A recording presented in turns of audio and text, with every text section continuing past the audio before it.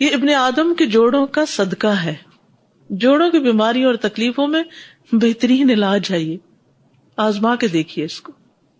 نبی صلی اللہ علیہ وسلم نے فرمایا صبح ہوتی ہے تو ابن آدم کے جوڑ جوڑ پر صدقہ لازم ہو چکا ہوتا ہے, لازم ہو چکا.